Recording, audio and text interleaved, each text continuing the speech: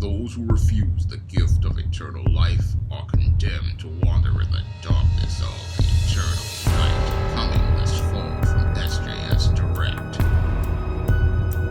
Yesterday, the American criminal justice system proceeded to give us yet another travesty of justice as related to Black Americans. And in the case of the murder of Breonna Taylor, we had the Attorney General deciding not to file murder or manslaughter charges against these police officers who broke into Breonna Taylor's home on a questionable no-knock warrant and led to Breonna Taylor winding up getting murdered as a result of it. And what's really troubling about this whole Breonna Taylor incident is that this travesty of justice was not done by a white supremacist white prosecutor, but a Black attorney general. And when I take a critical examination of this travesty of justice as related to the murder of Breonna Taylor, it shows me how these protests as related to the murder of George Floyd have no impact on the overall institution of white supremacy. Now, in the beginning, these protests and riots that transpired in the aftermath of the murder of George Floyd had some of these corporations and businesses scared, and as a result, they wound up participating in some empty symbolism as a result.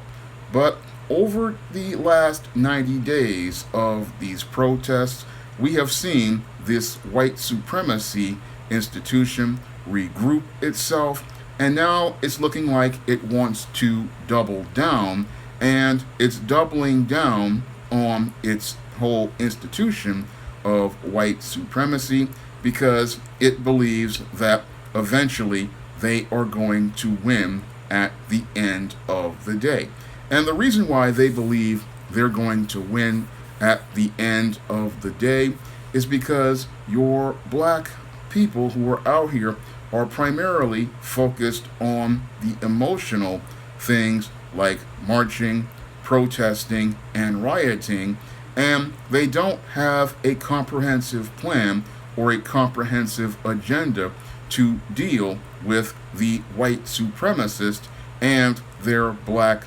bootlick supporters like this Attorney General who is looking to climb the political ladder with people like Mitch McConnell because he's married to Mitch McConnell's niece, and he's looking to jockey for a position as either the governor of Kentucky or possibly a federal judgeship as related to the president or giving him some sort of nomination. And in order to secure that nomination, what this Black bootlick decided to do was side with white supremacy. And when I look at this whole situation, it shows me how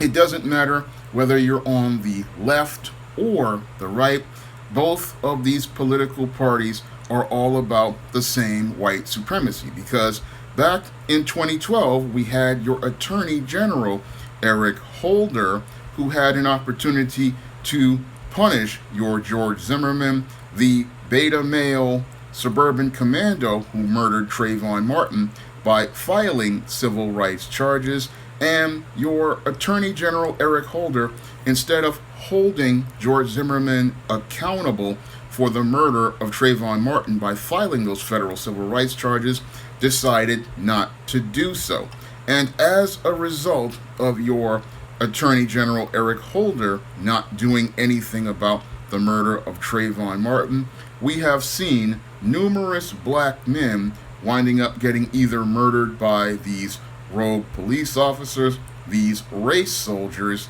who have infiltrated our police departments, these white supremacists who have become police officers and members of our military, and these suburban commandos who go out of their way to terrorize Black men who enter their neighborhoods and they believe they can deal with those black men by taking their lives. So we see that both on the left and the right, that it's the same white supremacy in these criminal justice systems. And what's really troubling in both the case of Breonna Taylor and the case of Trayvon Martin is that it was black men who were the ones who set this legal precedent to show how little the life of a black person has in these United States. So that's the most troubling thing for me in both the cases of Breonna Taylor and Trayvon Martin, is that it was black men who set this legal precedent, and these black male bootlicks to white supremacy were the ones who showed that a black life has no value as related to our court systems and as related to setting a legal precedent. So in both cases, we have no legal precedent being set as related to the value of black life, and that should be the thing that really troubles all of the brothers and sisters out here. It wasn't a white prosecutor that set this legal standard. No, it was two black prosecutors that set that standard. It was first Eric Holder in 2012 who set that standard, and then we had it reinforced by this Uncle Tom who decided to side with white supremacy. And this flies over the heads of most of these protesters out here. And yes, these protesters have every right to be angry and take to the streets, but we also have to start realizing that we have to do, more than take to the streets. And what we really need to do, in addition to trying to make efforts to change the legal policies in this country so that we can punish these race soldiers who have infiltrated our police departments, these suburban commandos who terrorize us when we enter neighborhoods that they say we shouldn't be in, and these white supremacists out here, these rogue police officers, in addition to making efforts to punish these rogue officers, race soldiers, and suburban commandos, we also need to go out of our way to find a way to punish black bootlicks like this Attorney General. And the way we can punish this black bootlick Attorney General for betraying the black race and denying us justice as related to the murder of Breonna Taylor is to ask all of the residents of Louisville, Kentucky, to go out of their way to sign a recall petition to get this Attorney General removed from office. In fact, the entire state of Kentucky needs to go out of their way to sign a recall petition to get this Louisville Attorney General removed from office, because if he's going to side with white supremacy, then we need to remove this individual from office, because this individual is a traitor to the black race, and this individual is not somebody who we need in office, because this individual is not interested in getting us the tangible of justice, and this individual is not interested in getting us the tangible of justice that creates an equal standard under the law. And if he is not interested in giving us an equal standard under the law that ensures your police officers have to follow the laws that they enforce, then we need to remove this individual and replace them with someone who will give us the tangible of justice and work towards giving us that tangible of justice that creates an equal standard under the law for your whites and your blacks and everybody all across the state of Kentucky and all across the country. That's what we need to go out here and do. And black people need to start doing more than marching and protesting, we also have to make efforts to punish these politicians like this attorney general who willfully and intentionally go out of their way to throw a middle finger up at the black race and sit there and talk about how it's all related to fairness, because that's what your Eric Holder tried to do with the murder of Trayvon Martin. And because he was on the left, people gave him a pass. And this guy also wants a pass for the exact same thing. And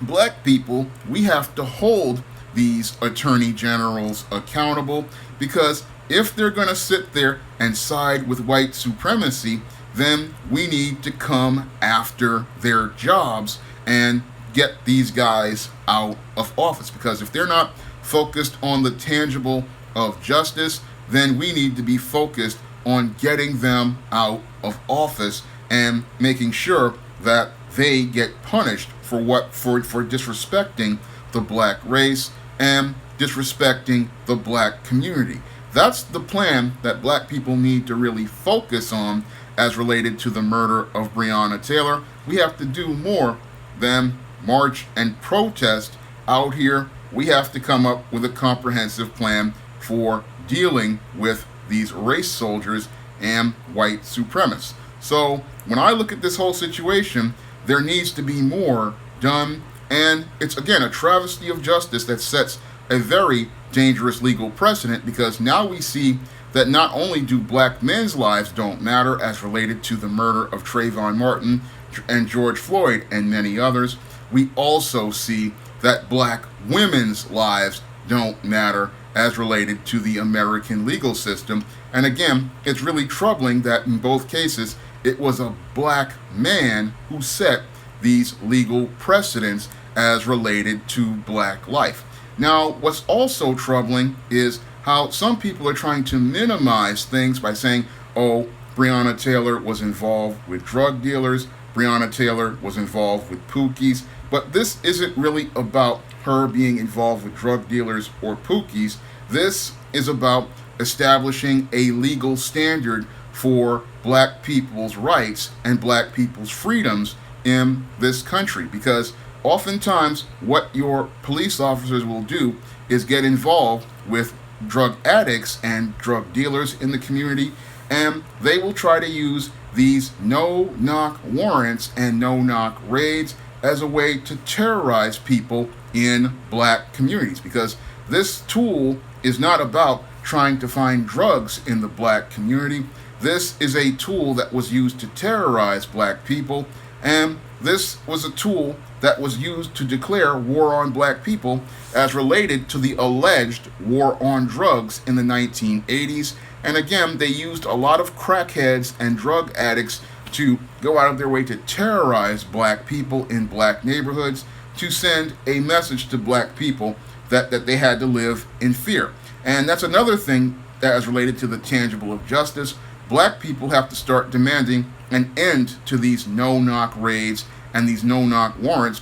this archaic tool from the war on drugs that was used to terrorize black people and black neighborhoods, because this is not how you stop a so-called war on drugs. We have been fighting that war on drugs on the supply side for over 40 years, and we have been failing because people keep demanding the drugs in this country, and the demand just keeps getting higher. And in a capitalist country where you have supply and demand, there will always be somebody there to meet the demand. Now, people again will say, oh, she was involved with pookies, but this is not about the pookies. This is about black people's basic human rights and basic rights and freedoms, because people are considered innocent until proven guilty in this United States, and people have a right to due process under the law. And part of our Constitution is about making sure that innocent people don't wind up murdered in as related to law enforcement.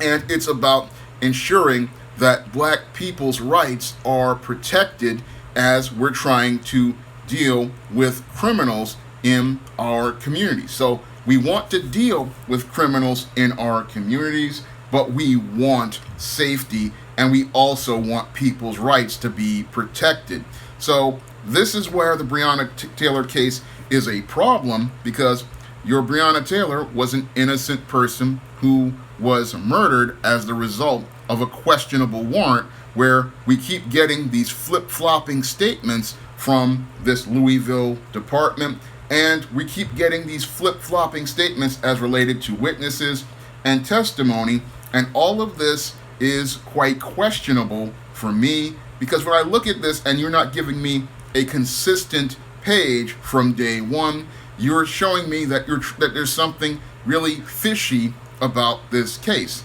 And everybody's trying to cover themselves, and they're not trying to give us the facts as related to this case, and they're not looking to give us justice. And that was also shown in this so-called compensation package, where the city of Louisville wanted to give Breonna Taylor's family $12 million, showing us that they saw Breonna Taylor's as a piece of property, like a slave, and that they were going to compensate the family for Breonna Taylor's life with cash, but they did not want to give us the legal precedent as related to justice. So what the white supremacist is trying to do is double down on his old game of, I'll just pay for this black person's life, because I don't see this black person as a person deserving justice, a person deserving to have their rights validated by my legal system. No, I only still see a black person as a slave, and I still see a black person as a piece of property, like one of these mules or one of these horses back during the Jim Crow period. And I'm just gonna be able to pay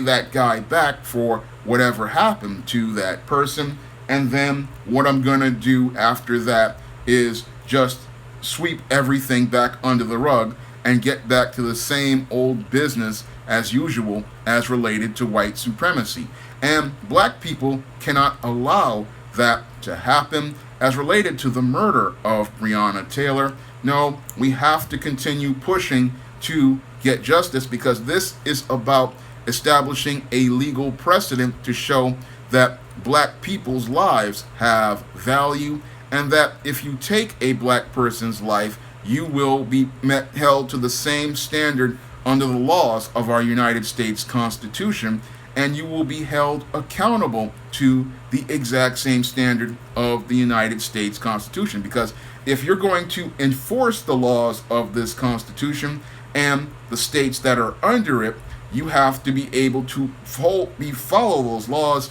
and be held accountable to that same standard. And again, what's really troubling for me is that this interpretation of law as related to black life is not something that is being done by your white supremacists. What's being done is they are allowing these black bootlicks like this attorney general to create the legal standard as related to black people's lives and black people's rights. And they hope by passively allowing the black man to set this standard, they can aggressively continue on participating in the same white supremacy. And the reason why they do this is because they figure, if I go get this black attorney general, like this guy in Louisville, give him a white wife and give him these trinkets, he'll go out of his way to continue enforcing the policies of white supremacy. And what he'll do is go along to get along, as long as he's got his white woman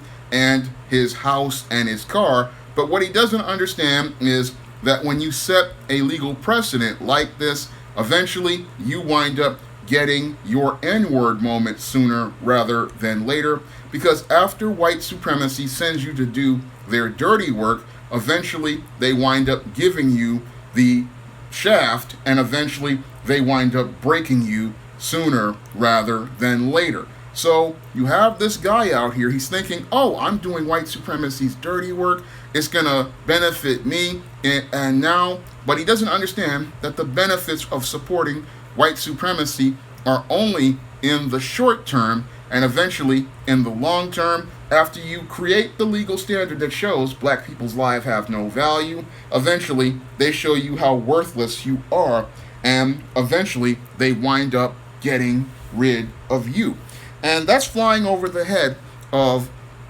your attorney general in Kentucky, and possibly the attorney general in Minnesota, who also, I think, is following the same game and trying to play the same game. But black people need to understand not everybody with a black face who we have elected to office is about black empowerment. Not everybody we have supported out here is on our page, and not everybody out here who is so-called black is about getting us tangibles. It's like the tangible of justice. No, a lot of these people think that they are individuals, and because they are individuals, they believe that they aren't going to be impacted by the policies they helped craft and create, like your Eric Holder did, and like this attorney general did here in Louisville, in Kentucky, and the attorney general in Minnesota. These black people don't think that they're going to be impacted by these policies.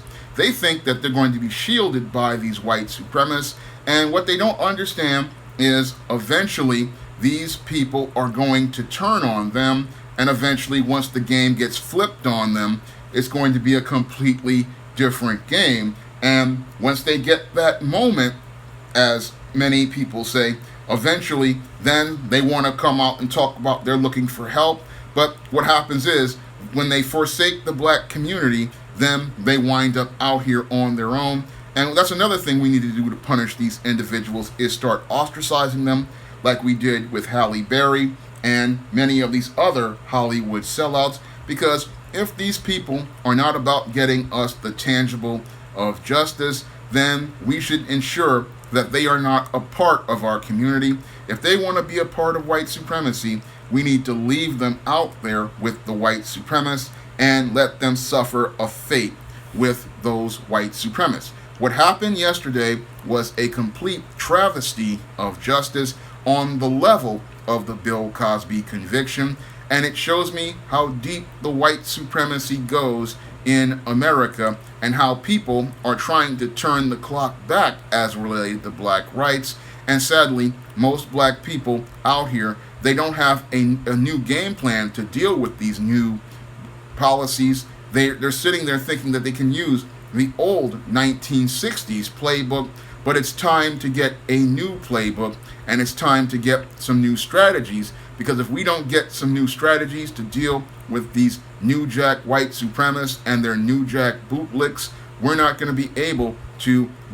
to set a course for the next century here in the 21st century of America. If you'd like to see me make more videos like this, you can donate to my Patreon, PayPal, or Cash App by clicking the links in the description box, because I can't monetize this type of content on YouTube due to their community guidelines. So I need your support to keep making videos like this. And if you want to also help out, you can pick up some of my positive African American fiction on the SJS Direct imprint, such as the ISIS series, the Eastdeem series, the John Haynes series, and the books of the Spinsterella trilogy. And you can also pick up my men's issues books on Amazon.com, like The Man Crisis. That's all I have to say for this video. You can comment, rate, and subscribe.